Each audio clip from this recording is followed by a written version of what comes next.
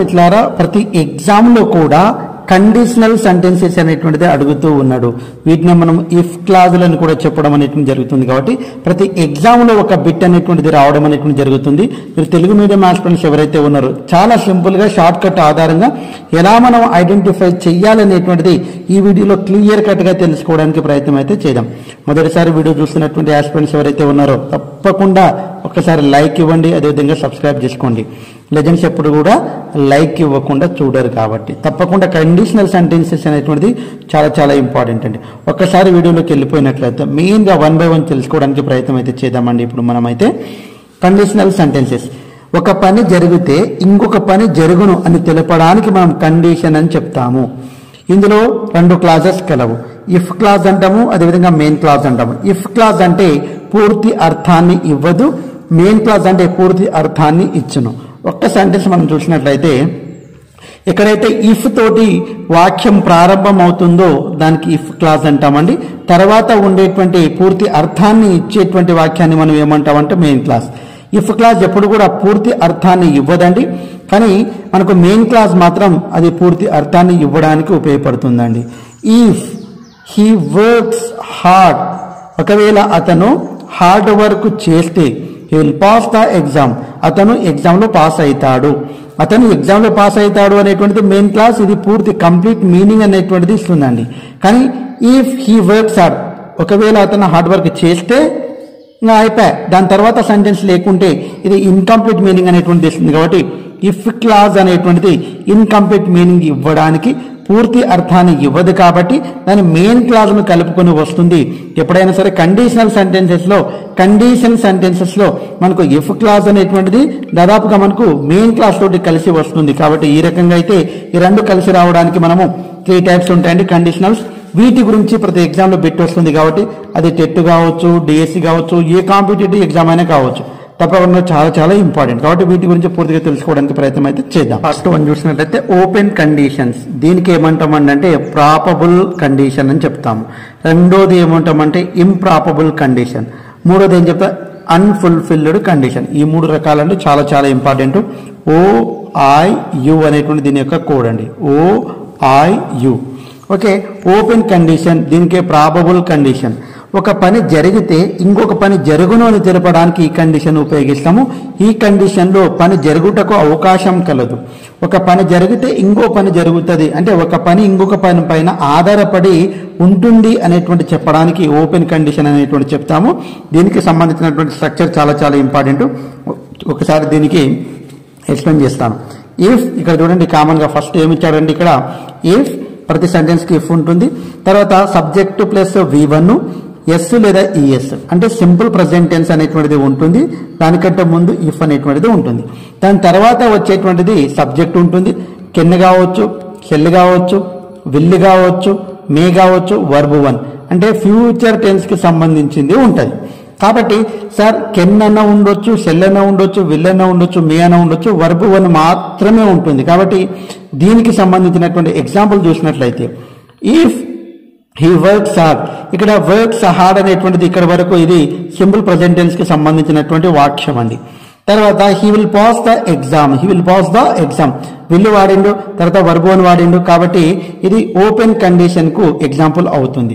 ఇక్కడ మనం ఒక్కసారి ఈ ఎగ్జాంపుల్ జాగ్రత్తగా పరిశీలించినట్లయితే ఇక్కడ సింపుల్ ప్రెజెంట్ టెన్స్ అనేటువంటిది వచ్చింది, ఇక్కడ సింపుల్ ఫ్యూచర్ టెన్స్ అనేటువంటిది వచ్చింది. ఇక్కడ విల్ ప్లేస్ లో మనకు వేరేది కూడా రావచ్చు, కెన్ రావచ్చు, లేకుంటే ఇక్కడ షెల్ రావచ్చు, లేకుంటే మనకు మే రావచ్చు. ఓకే, కాబట్టి ఈ రకంగా అతడు కష్టపడితే ఈ హార్డ్ వర్క్, అతడు కష్టపడితే అతను ఎగ్జామ్ లో పాస్ అవుతాడు అనేటువంటిది అంటే ఈ పని జరిగితే ఈ పని కూడా జరుగుతుంది అని చెప్పే సందర్భాలలో మనం ఓపెన్ కండిషన్, ప్రాపబుల్ కండిషన్ అని చెప్పడం జరుగుతుంది. ఎగ్జాంపుల్స్ మనం చూడొచ్చండి. ఇక్కడ if you dash hard you will get success. ఇక్కడ విల్ అనేటువంటిది వచ్చింది, వర్బ్ 1 వచ్చింది. కాబట్టి దానికంటే ముందు ఏముంటుందండి simple present tense. If you వచ్చింది, ఇఫ్ యూ తర్వాత ఏమొస్తుందంటే కామన్ గా వర్క్ అనేటువంటిది వర్బ్ 1. కాబట్టి ఆన్సర్ ఏమవుతుంది if you work hard you will get success అనేటువంటిది రావడం అనేటువంటిది జరుగుతుంది. నెక్స్ట్ రెండవది చూసినట్లయితే మనము if you teach the dog. చూడండి ఇఫ్ యూ టీచ్ వర్బ్ 1 వచ్చింది. తర్వాత ఇట్ అనేటువంటిది వచ్చింది. ఇక్కడ మనం ఆప్షన్ లో విల్ ఉంటే విల్, లేకుంటే ఇక్కడ కెన్ ఉంటే కెన్, లేకుంటే మే ఉంటే మే, ఏదైనా రాయొచ్చండి. ఏదో ఒకటి మాత్రమే ఉంటుంది కాబట్టి మనకు ఇక్కడ విల్ అనేటువంటిది రాయొచ్చు. కాబట్టి ఈ రకంగా అనేక ఎగ్జాంపుల్స్ ఉన్నాయండి. ఇక్కడ చూడండి, if you dash give respect to others, they will అనేటువంటిది విల్ వచ్చింది, తర్వాత రెస్పెక్ట్ వర్బ్ అని వచ్చింది. ఇక్కడ విల్ వచ్చింది కాబట్టి ఇక్కడ ఏమొస్తుందంటే సింపుల్ ప్రజెంట్ టెన్స్ వస్తుంది. కాబట్టి ఇఫ్ యూ వచ్చింది కాబట్టి ఇక్కడ వర్బ్ అనే ఉంటుంది కాబట్టి గివ్ అనేటువంటిది రావడం అనేటువంటిది జరుగుతుంది. Next 4th one, if it dash not rain you will come to your house. చూడండి ఇక్కడ నాట్ ఇచ్చాడు, మనం ఏం చేయాలి, ఇక్కడ ఇఫ్ ఇట్ అనేటువంటిది ఇచ్చాడు. ఇట్కి ఏమొస్తుందండి మనకు కామన్ గా సింపుల్ ప్రజెంట్ టెన్స్ లో డూ కామా డస్ లో it, he comma, she comma, it అనేటువంటిది విధంగా నౌన్ సింగులర్ కు వీటికి ఏమొస్తుందండి డస్ వస్తుంది. ఇక్కడ నాట్ ఇచ్చాడు కాబట్టి మనం ఏం రాస్తామండి డస్ నాట్ అంటే డజెంట్ అవుతుంది. డస్ నాట్ అంటే డజెంట్. కాబట్టి డజెంట్ రైన్ ఇక్కడ simple present tense negative structure లో రాస్తాము కాబట్టి చాలా చాలా ఇంపార్టెంట్. డజెంట్ అనేటువంటిది రాయడం అనేటువంటిది జరగాలి ఇక్కడ. కాబట్టి ఇక్కడ ఏం రాస్తాము డజెంట్. ఇక్కడ రెయిన్ ఉంది కాబట్టి వర్బ్ అని కాబట్టి రెయిన్ అనేటువంటిది రాయడం అనేటువంటిది జరుగుతుంది. 5th one, 6th one, 7th one ఇవన్నీ కూడా కామన్ అండి. కాబట్టి ఒక్కసారి మనం చూసినట్లయితే 8th, 9th, 10th, 11th, 12th ఇవన్నీ కూడా కామన్ అండి. కాబట్టి సింపుల్ ప్రెజెంట్ టెన్స్ వస్తుంది. అదేవిధంగా దాని తర్వాత కెన్ను, తర్వాత మే, తర్వాత సెల్, తర్వాత వర్బ్ వన్ అనేటువంటిది ఉంటుంది. కాబట్టి ఈ రకంగా అయితే మనం క్లియర్ కట్ గా ఓపెన్ కండిషనల్ గురించి పూర్తిగా నేర్చుకోవడం అనేటువంటిది జరిగింది. అయితే ఇంప్రాపబుల్ కండిషన్ అనేటువంటిది చాలా చాలా ఇంపార్టెంట్ అండి. ఇక్కడ నుంచి ఎగ్జామ్ లో క్వశ్చన్స్ రావడానికి అవకాశం అయితే ఉందండి. ఒక్కసారి వీటి గురించి పూర్తిగా తెలుసుకుందాం. చూడండి ఇక్కడ ఇఫ్ సబ్జెక్ట్ ప్లస్ V2 అంటే సింపుల్ పాస్ట్ టెన్స్ కి సంబంధించినటువంటి స్ట్రక్చర్ ఇటువైపు ఉంటుందండి. తర్వాత future condition subject plus would plus V1 అనేటువంటిది ఇక్కడ ఉండడం అనేటువంటిది జరుగుతుంది. ఇక్కడ చూడండి సబ్జెక్ట్ ప్రారంభంలో ఇక్కడ ఇఫ్ అనేటువంటిది ఉంటుంది. సబ్జెక్ట్ ప్లస్ V2 కాబట్టి C song, subject plus V2 అనేటువంటిది వచ్చింది. తర్వాత ఇక్కడ సబ్జెక్టు వుడ్ ప్లస్ V1 అనేటువంటిది ఇక్కడ ఇవ్వడం అనేటువంటిది జరిగింది.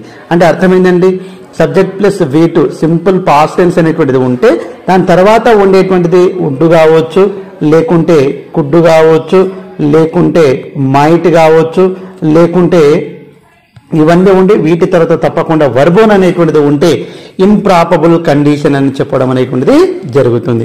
అదే అధిక శాతం అనేటువంటిది దాదాపుగా వుడ్ వాడడానికి అవకాశం అనేటువంటిది ఎక్కువగా ఉంటుంది. మెయిన్ గా చూసినట్లయితే ఇక్కడ చూడండి ఇఫ్ షీ ఆస్క్డ్, ఇఫ్ అనేటువంటిది వచ్చింది subject plus V2. She would help her, would వచ్చింది V1 వచ్చింది. ఇఫ్ దే ప్లేడ్ ఒకవేళ వాళ్ళు మంచిగా ఆడి ఉంటే they would win the match, వాళ్ళు మ్యాచ్ విన్ అయ్యేవాళ్ళు. మంచిగా ఆడలేదు, మ్యాచ్ విన్ కాలేదు అంటే గతంలో ఒక పని మంచిగా జరిగి ఉంటే దాని తర్వాత జరిగినటువంటి పని కూడా మంచిగా జరిగి ఉండేది. ఒకవేళ if he made A mistake, ఒకవేళ అతను మిస్టేక్ చేసి ఉంటే ఐ వుడ్ పనిష్ హిమ్, నేను అతనికి ఏం చేస్తాను పనిష్మెంట్ ఇచ్చి ఉండేవాడిని. సందర్భాలలో మనం ఇక్కడ వాడడం అనేటువంటిది జరుగుతుంది. కాబట్టి అనేక ఎగ్జాంపుల్స్ చూద్దామండి. ఇక్కడ మనము ఇఫ్ షీ డాష్ వర్క్ అని ఇచ్చాడు, ఇక్కడ హీ వుడ్ అని వచ్చిందంటే కామన్ గా మనం ఏం చేయాలండి, ఇక్కడ V2 అనేటువంటిది ఉండాలి, వర్క్డ్ అనేటువంటిది రాస్తామండి. ఇక్కడ చూడండి if she dash fast, she would అనేటువంటిది వచ్చింది కాబట్టి V2 కాబట్టి రన్ ర్యాన్. తర్వాత ఇక్కడ హీ వుడ్ అని ఇచ్చాడు కాబట్టి హీ తర్వాత కమ్ ఏ విధంగా మారుతుంది, కేమ్ గా మారుతుంది. చాలా సింపుల్ అండి. 4th one, 5th one, 6th one, 7th one ఈ రకంగా అనేక ఎగ్జాంపుల్స్ ఉన్నాయి. వీటిని ఒకసారి గుర్తుపెట్టుకోవడానికి ప్రయత్నం అయితే చేయండి. నెక్స్ట్ చెప్పేటువంటిది చాలా చాలా ఇంపార్టెంట్ అండి, నోట్ పెట్టి రాసుకోండి. ఇమాజినరీ కండిషన్ చాలా ఎగ్జామ్లలో అడిగినటువంటి ఏరియా. చూడండి ఇక్కడ if I were a bird, ఒకవేళ నేనే పక్షి అయినట్లయితే I would fly in the sky, నేను గాలిలో అంటే ఆకాశంలో ఎగిరేదానిని. ఓకే, ఇప్పుడు చూడండి మనము ఇది జరగడానికి అవకాశం ఉందా, నేనే పక్షి అయి ఉంటే నేను ఎగిరేదానిని అంటే నువ్వు పక్షి కాలేవు, నువ్వు ఎగరలేవు అని చెప్పే సందర్భాలలో. ఇప్పుడు చూడండి ఇక్కడ చాలా ఇంపార్టెంట్ అంటే ఇఫ్ తర్వాత ఐ వస్తే కామన్ గా మనం ఏం వాడతామంటే వర్ వాడతామండి. ఓకే, కానీ చాలా సందర్భాల్లో వాజ్ అనేటువంటిది ఐ వాజ్ అనేటువంటిది వాడతాం మనం. కానీ ఇఫ్ క్లాస్ లో మాత్రము ఐ తర్వాత మనము వర్ అనేటువంటిది వాడతాం అనేటువంటిది చాలా ఎగ్జామ్ లో అడుగుతున్నటువంటిది. ఒకసారి దీనికి సంబంధించినటువంటి ఎగ్జాంపుల్స్ చేయడానికి ప్రయత్నం అయితే చేద్దామండి. ఒకసారి చూసినట్లయితే ఇక్కడ మనము if I dash and angle. ఇక్కడ చూడండి, ఇక్కడ మనకు సంబంధించినటువంటి ఒక్కసారి మనం చూసినట్లయితే ఐ వుడ్ అనేటువంటిది ఐ వుడ్ V2 ఉందండి. కాబట్టి ఇక్కడ ఐ వచ్చింది కాబట్టి ఏం చేయాలండి, ఇక్కడ ఐ వచ్చింది కాబట్టి ఐ వర్ అనేటువంటిది వాడాలండి. If I dash be on moon. Okay, I would వచ్చింది కాబట్టి ఇక్కడ ఏం వాడాలి, ఐకి ఏమొస్తుందండి, వర్ వస్తుందండి. సార్ ఐకి వాజ్ వస్తుంది కదా సార్, కామన్ గా వాజ్ వర్ లో కామన్ గా మనం నేర్చుకున్నాం కదా సార్ ఇంతకుముందు. అంటే ఇఫ్ క్లాస్ లో కండిషన్, ఇఫ్ క్లాస్ లో ఐ తర్వాత తప్పకుండా వర్ అనే హెల్పింగ్ వర్బ్ నే వాడవలేను. చాలా చాలా ఇంపార్టెంట్, ఇది గతంలో ఎగ్జామ్ లో అడిగినటువంటి బిట్ అండి. కాబట్టి if I dash got I would అన్నాడు కాబట్టి ఇక్కడ ఏం వాడతామండి, ఇక్కడ వర్ అనేటువంటిది వాడతామండి. Next I wish I dash be I wish I were. ఇంకో విషయం చెప్తున్నా, ఐ విష్ ఉన్నా కానీ దాని తర్వాత సింపుల్ పాస్ట్ టెన్స్ అనేటువంటిది అంటే V2 అనేటువంటిది వస్తుంది. ఏ ఫామ్ ఉన్నా V2 ఫామ్ అనేటువంటిది రావాలండి. If I dash I would అన్నాడు కాబట్టి ఐ వర్. ఓకే, ఈ రకంగా అయితే అనేక ఎగ్జాంపుల్స్ అయితే ఉన్నాయండి. ఇంకా మనం చూసినట్లయితే I wish I were I drew I got. Sir ఇక్కడ ఐ వర్ అన్నారు కదా, అంటే బీ ఫామ్ అడిగితేనేమో ఇక్కడ మనము వర్ రాస్తామండి, లేకుంటే అక్కడ ఏమి ఇచ్చేదాన్ని బట్టి V2 ఫామ్ అనేటువంటిది రాసామండి ఇక్కడ. కాబట్టి కన్ఫ్యూజ్ కావద్దండి. అంటే ఐ విష్ ఉన్న తర్వాత తప్పకుండా మనం ఏం చేస్తామంటే V2 అనేటువంటిది సబ్జెక్ట్ తర్వాత రావాల్సిందే, V2 ఫామ్ అనేటువంటిది రావాల్సింది. ఇంకా ఐ విష్ కావచ్చు, ఇట్ ఈస్ ఏ టైమ్ అనేటువంటిది మనము ఇట్ ఈస్ టైమ్ అనేటువంటిది ఒకసారి మనం సెంటెన్సెస్ లో చాలా సందర్భాలు అడిగినటువంటిది. దీని తర్వాత సబ్జెక్ట్ ప్లస్ V2 అనేటువంటిది వాడతామని మనము ప్రత్యేకంగా చెప్పుకోవడం అనేటువంటి జరిగింది. మరొకసారి ఈ ఛానల్లో వీడియో అప్లోడ్ చేయలేదు కాబట్టి it is time, it is high time, I wish అనేటువంటి పదాల తర్వాత సింపుల్ పాస్ట్ టెన్స్ అనేటువంటిది వాడాలి అనేటువంటిది క్లియర్ కట్ గా మనమైతే గ్రామర్ లో ఉందండి. దాని గురించి సపరేట్ గా క్లాస్ చెప్తాను. ఇది మనకు ఉన్నటువంటి దాంట్లో మెయిన్ గా సెకండ్ది. ఇంకా థర్డ్ది వెళ్ళిపోయినట్లయితే అన్ఫుల్ఫిల్డ్ కండిషన్. ఫుల్ఫిల్డ్ అంటే ఫుల్ఫిల్ అవుతుంది. అన్ఫుల్ఫిల్డ్ అంటే ఏంది, గతంలో అవకాశం కలిగి ఉండి చేయనటువంటి పనులు ఏవైతే ఉన్నాయో ఫుల్ఫిల్ కాలేనటువంటి పనులను దీంట్లో మాట్లాడడం జరుగుతుంది. చాలా ఇంపార్టెంట్ అండి, స్ట్రక్చర్ ఇంపార్టెంట్ అండి. If class subject had plus V3. ఇక్కడ చూడండి, వుడ్ తర్వాత have plus V3, would have V3, could have V3, might have V3, ఈ రకంగా కూడా ఉండొచ్చు అండి. కాబట్టి పాస్ట్ పర్ఫెక్ట్ టెన్స్ ఉంటే ఇక్కడ V3 ఉంటే ఇక్కడ కంపల్సరీ V3 ఉండాలి అనేటువంటిది మనము కొద్దిగా గుర్తు పెట్టుకోవడానికి కీవర్డ్ అండి. ఒకసారి ఎగ్జాంపుల్స్ చూద్దామండి. If she had Sung, she వచ్చింది, హ్యాడ్ వచ్చింది, సంగ్ అనేటువంటిది V3 అండి. ఇక్కడ మన కామన్ గా వుడ్ వస్తుంది, తర్వాత హ్యావ్ వస్తుంది, తర్వాత V3 అనేటువంటిది వాడాలి కంపల్సరీ. ఎగ్జామ్ లో ABCD అనేటువంటిది ఆప్షన్స్ ఇస్తాడు. ఈ రకంగా choose the correct suitable unfulfilled condition sentence అనేటువంటిది అడుగుతాడండి. మనం అనేక ఎగ్జాంపుల్స్ చేస్తాము. ఎగ్జాంపుల్స్ చేసినప్పుడు ఈజీగా మనకైతే అర్థమవుతుంది. ఓన్లీ థియరీ క్లాస్ కాబట్టి జాగ్రత్త వినడానికి ప్రయత్నం అయితే చేయండి. If they had played, they వచ్చింది, హ్యాడ్ వచ్చింది, ప్లేడ్ అనేటువంటిది V3 అండి. కాబట్టి వుడ్ వచ్చింది, తర్వాత హ్యావ్ వచ్చింది, కంపల్సరీ ఏముండాలండి, V3 ఉండాలి. ఈ హ్యావ్ అనేటువంటిది అదే రకంగా ఉంటుంది.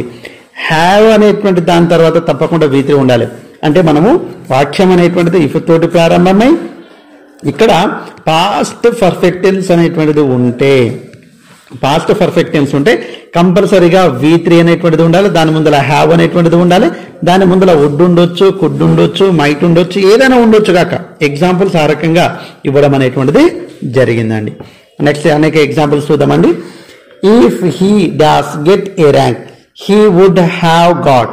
హీ వచ్చింది, వుడ్ వచ్చింది, హ్యావ్ వచ్చింది, V3 అంటే మనకు అర్థమైంది కంపల్సరీగా పాస్ట్ పర్ఫెక్ట్ అవ్వాలి. పాస్ట్ పర్ఫెక్ట్ అనేటువంటిది కామన్ గా మనకు subject plus had plus V3, ఈ పాస్ట్ పర్ఫెక్ట్ టెన్స్ యొక్క స్ట్రక్చర్.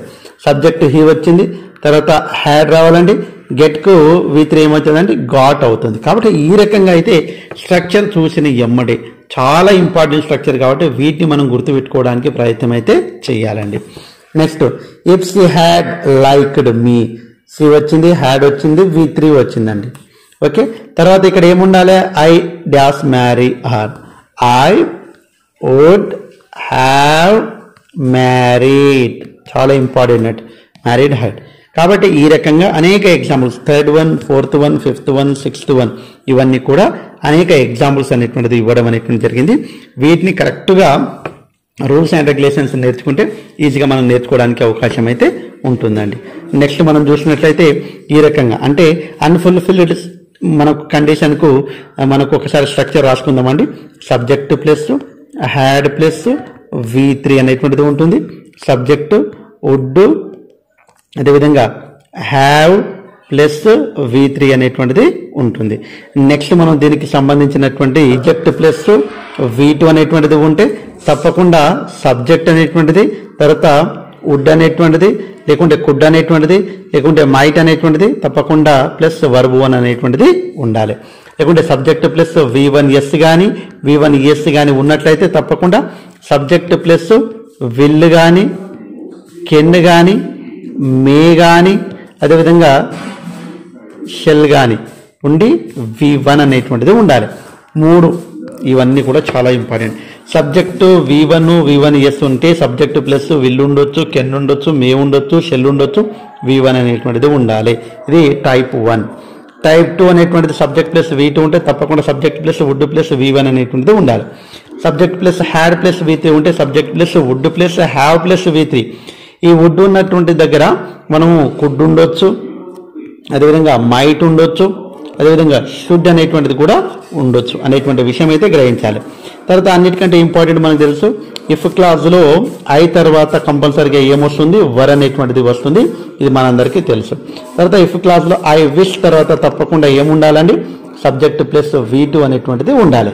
ఈ రకంగా ఇవన్నీ కీవర్డ్స్ అండి. కాబట్టి ఈ రకంగా మనం నేర్చుకుంటే తప్పకుండా జీవితంలో ఒక మార్క్ అనేటువంటిది సంపాదించడానికి అవకాశం అయితే ఉంటుంది. చాలా సందర్భాల్లో ఈ యొక్క ఇమాజినరీ కండిషన్స్ గురించి తప్పకుండా బిట్ అనేటువంటిది వస్తుంది. కాబట్టి తప్పకుండా వీటిని నేర్చుకోవడానికి ప్రయత్నం చేయండి. తప్పకుండా ప్రాక్టీస్ బిట్స్ కావాలని మీరు కామెంట్ చేయండి. అదేవిధంగా ప్రీవియస్ బిట్స్ కూడా కావాలని మీరు కామెంట్ చేసేదాన్ని బట్టే ఉంటుంది. మీ నుంచి నేను ఆశించేది లైక్ మాత్రమే. మీరు ఇచ్చేటువంటి లైక్, చాలామంది వ్యూస్ చూస్తున్నారు ఓకే, కానీ లైక్ అనేటువంటిది చేయడం లేదు. సో లైక్ ఎందుకు ఇవ్వాలి అనుకుంటున్నారేమో, ఫ్రీగా మీ అందరి కోసం కష్టపడి చేస్తున్నాం కాబట్టి దయచేసి లైక్ ఇవ్వండి. 10 మందికి ఉపయోగపడేటువంటి వీడియోస్ కాబట్టి తప్పకుండా మన ఛానల్ సబ్స్క్రైబ్ చేసుకుంటూ మనస్ఫూర్తిగా కోరుకుంటూ ముగిస్తున్నాను. జై హింద్. Thanks for watching. All the best. Bye. See you.